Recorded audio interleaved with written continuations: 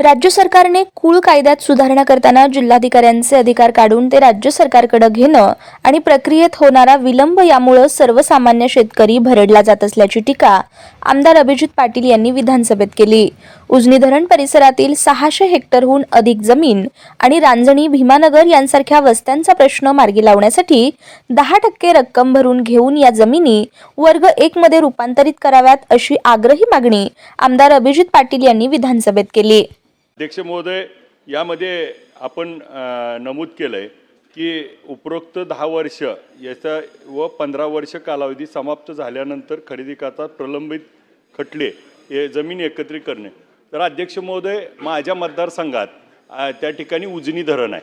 उजनी धरणासाठी भूसंपादन केलेली जमीन ती अनेक वर्षापासून ती पाण्यात गेली नाही आणि मग 600 हेक्टर जमीन त्या ठिकाणी त्या नदीपात्राच्या साईडला आहे आणि मग त्याच्यावरती ते शेतकरी अनेक वर्षापासून त्या ठिकाणी जमीन कसतायत। ते कुळ म्हणून आता त्यांना 30-30 वर्ष झाली आणि मग या कायद्याचा आधार घेऊन आपण यांची 10% रक्कम त्यांच्याकडनं भरून, आपण जसं याच्यामध्ये उल्लेख केला आहे की 10% रक्कम अदा करून ती जर ह्या सगळ्या जमिनी या कुळ वहिवाटीमध्ये त्या पुन्हा मूळ शेतकऱ्याला माघारी दिल्या तर त्या ठिकाणी ह्या कायद्याचा उपयोग होईल। आणि मग अनेक त्या ठिकाणी कुळ वहिवाट, अनेक त्या ठिकाणी गावगावात वांदी आहेत, वाद विवाद आहेत की कुळाची जमीन आहे, मूळ मालक ह्यांच्यात वाद, केसेस, आणि मग अशा केसेसला त्या ठिकाणी अनेक वर्ष केसेस लढत असताना आता आपण त्या ठिकाणी मुदत त्या 10ची 15 वर्ष केली का तर काही कारणामुळं, आणि मग आता जिल्हाधिकाऱ्यांना दिलेले अधिकार त्या ठिकाणी आपण पुन्हा राज्य सरकारकडे आणलेत आणि राज्य सरकारची परवानगी असल्याशिवाय त्याला पुन्हा त्या ठिकाणी कायदा होणार। मग याच्या माध्यमातून आज सोलापूरचे जिल्हाधिकारी कुमार आशीर्वाद एकदम चांगला अधिकारी आहे, त्यांच्यासारखा प्रामाणिक अधिकाऱ्याला जर हे काम दिलं तर ते तिथल्या तिथं जिल्ह्याच्या लेवलवर अनेक कामं त्या ठिकाणी होतील।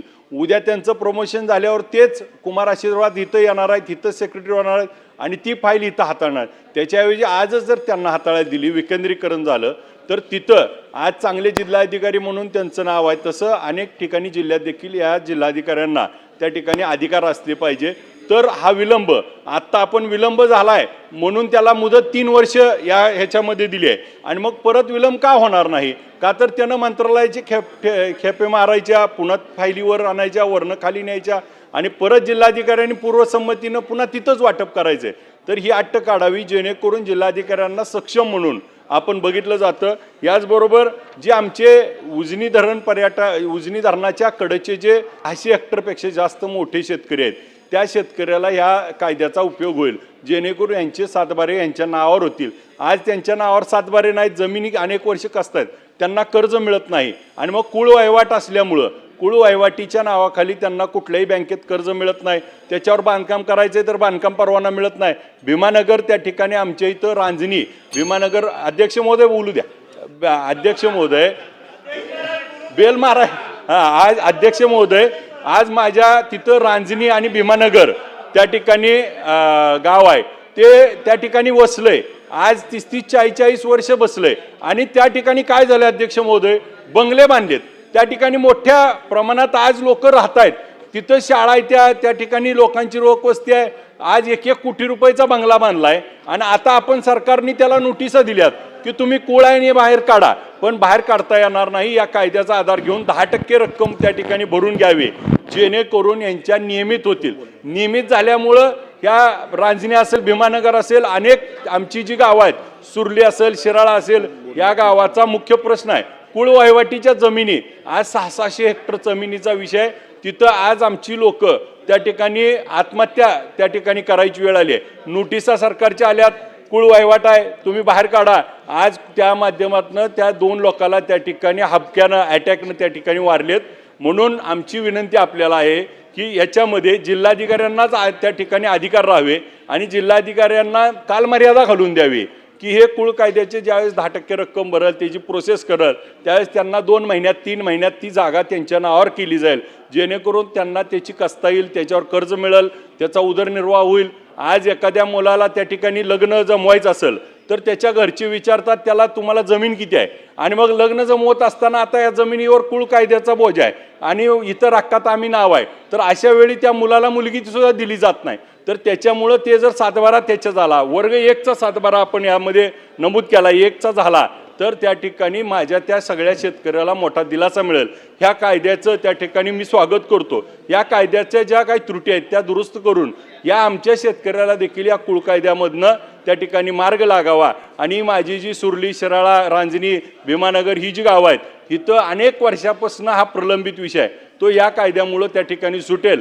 ज्या कारणासाठी जागा घेतली आहे त्या कारणासाठी वापरली नाही तर ती त्या शेतकऱ्याला परत केली पाहिजे, हा कायदा आहे. आणि मग यानुसार कुळ म्हणून त्याच शेतकऱ्याला ती जमीन परत मिळेल, त्यांना मोठा त्या ठिकाणी दिलासा मिळेल. कारण 2 एकर 4 एकरवाले शेतकरी आहेत, खूप मोठे शेतकरी नाहीत की ज्याचं 100-50 एकर आहे. 2 एकर 4 एकरवाले आहेत, त्याच्यात जरशी जनावरं, आणि अशा परिस्थितीत ह्यांच्या जमिनी जर काढून घेतल्या तर त्यांच्यावर खूप मोठा अन्याय होतोय.